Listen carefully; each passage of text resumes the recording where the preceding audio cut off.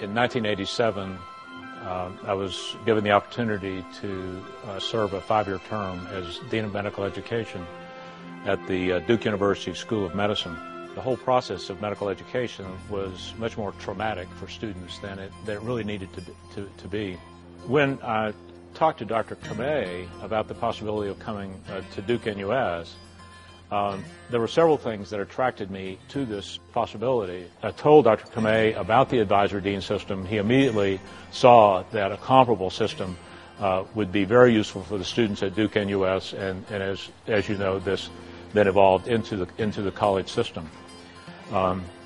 So I've been able to play a supportive role in the creation and to some degree the maintenance of the colleges since their inception, which has been very satisfying. And one of the things that I think several decisions have been made about the college system that really make it an improvement over what we did at Duke.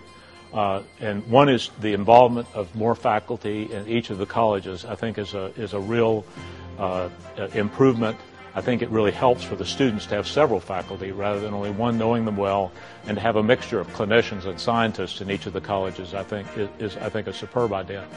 And then I think also the idea of having the students remain affiliated with the college throughout their 4 years, and for there to be interclass nurturing and mentoring from student to student, I think is a feature of the colleges that will represent a real improvement over what we did at Duke, and will result in a big impact on the students themselves. So part of what you're going to see now are the people whose legacy we want to emulate and the inspiration that we want to provide to our students. Professor Sia actually is a master clinician, a diagnostician, and a wonderful teacher, and he's passed away now. He worked out of Singapore General Hospital, and we thought that many of the qualities that he had would be something the students would respect and hope to emulate, hence that choice. Prof. Arthur Gordon Ransom is a very inspiring figure in the Singapore General Hospital campus. So one of the very interesting story was that he once was conducting a tutorial, and he came to a patient who was very sick and very ill. And I think he must have made the diagnosis very quickly, but then he wanted the students to remember that lesson very well. So that man was very sick, semi-conscious and trembling and perspiring. So he told one of the students, I think it was my teacher, Prof. Ng at that time, he said, boy, come here, come. He used to refer to them in a very jovial way as boy, but in a very endearing way. So, boy, go to my office, go to a certain cupboard, and take out this bottle of whiskey and come here. So he went and brought the whiskey back, and then he poured out a glass of whiskey and said, give this to this gentleman here. So, and I think the patient took a sip of the whiskey, and within a few minutes start to wake up, the shake starts to go off. And then he told the class, this is alcohol withdrawal. And it's that kind of flair in thinking through how he wants to impress lessons on the students that make them remember this for the rest of their life. And it's this sense of, I think that's the flair of being a very, very good teacher. That by planning a lesson and impressing it on the students, they make them remember very critical lessons for their life. I think the best way to describe Eugene Stead and his zeal for students and learning is just in terms of stories that happened to me. My first meeting with him was in the early 60s. I was a student, engineering student of 21. He walked into my office and said, "Hi, I'm Eugene Stead. Who are you and what are you doing?" It's the first time I really discovered his curiosity and his ability to really cut to the core of issues and not just sit behind his desk, but he was always wandering around the Department of Medicine to see what people were up to. The second story has to do with he had invited a number of practicing clinicians to come to Duke for a 3-day conference on clinical problems. Very few people came, and instead of being discouraged, he scratched his head and said, They couldn't come because they were too busy. They were busy physicians. They had lots of full schedules. So he said the way to do this is to build an assistant for a physician. That was the birth of the Physician's Assistant Program, which is now all over the world. The last story really has to do with his love of neurobiology and behavior. He understood very early on that repetition was the first law of learning. He also realized that if he did not reuse the information he learned, he forgot it. So he really pushed people to just learn that it was necessary to get the day's work done, and not that you had to have for passing examinations simply because you were going to forget it. When the internet came around in the early 90s and search engines began to appear, we were talking one day and he immediately realized Google and the internet were his new memory, and he would depend on Google and the internet to be his short-term memory to avoid having to learn things he was sure to forget. So if you now fast forward a few years to Duke NUS, which is sort of internet-centric, really reflects the educational and learning vision that Gene Stead brought to us over the last 40 or 45 years in terms of my experience. And basically, he was all for restoring the joy of learning, and that's what we're all about here, restoring the joy of learning. Our college itself is named after Dr. Benjamin Shears, and he was the second president of Singapore. And one of the mottos of our college is igniting the pioneer spirit. And I think Dr. Shears, as well as the other people whom colleges are named after, have all been pioneers in their respective ways.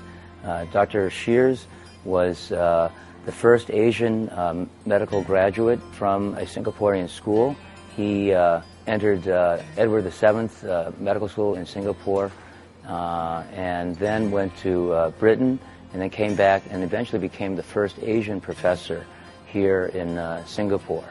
After serving as a professor, he later became chancellor of NUS, and then after that he became president of Singapore.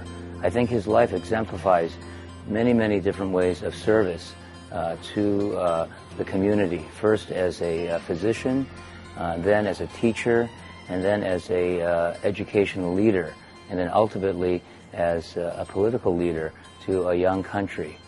His life really demonstrated service and care to many people, and I think those are some of the qualities, as well as his ability to not let barriers impede him and to truly pioneer a path so that others can follow. I think all those things are very important for ourselves as faculty and for students to emulate.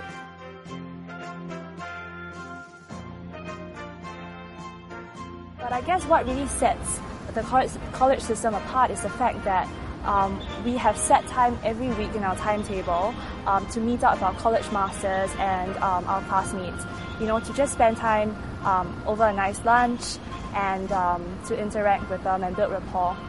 The amount of expertise and the knowledge our college masters have significantly helped us decide in terms of the type of profession we want to get into, the specialization. They also help us with research, trying to direct us in what we're interested in. And they're also just there for moral support more than anything. Right. So they're kind of like your parents at school. So like they kind of like want to be there for you, advocate for you, and make sure that everything is going okay with you, help you out all the time. And especially for students who are international and don't have family members here. So they are the alternative family, I guess, in Singapore. Right. And there's someone that you actually know for sure that who is like in the system and who actually really wants to like get you through the system smoothly. We have mentors in different fields, which give us different perspective of different specialties. Like we have one college master's in endocrinology, another was in oncology, and we have a researcher. So it gives us a broad field of expertise in order to get lessons as well as advice on. I think what's really unique about the college system is the fact that our college masters are so invested in each and every one of us. Not only do they, serve as our surrogate parents, but they actually track our progress in school really closely to make sure that we're all doing fine in school, to make sure that, we are balancing both our work and our outside life well. And we have chosen to name all our 4 colleges after very, very special physicians, both back here in Singapore and back in Duke. And all of them were very illustrious figures, both in medicine and as well as in other areas. And I guess each and every one of them gives each of the 4 colleges a very unique identity, and they really serve as inspiration when it comes to us looking in the future as to what we want to do, what kind of physicians we want to be, and how we conduct ourselves daily. I hope in these video segments you've gotten a real feel for what we're trying to accomplish together in creating and building our colleges. So the college is not only a key aspect of helping build and grow our students while they're here, it's also a key part of launching our students and their careers for the future. So thank you for taking this time together to learn more about what we're about. And I hope that in 100 years or in 300 years, there is an opportunity to see where these colleges have gotten to and what a contribution they've made not only to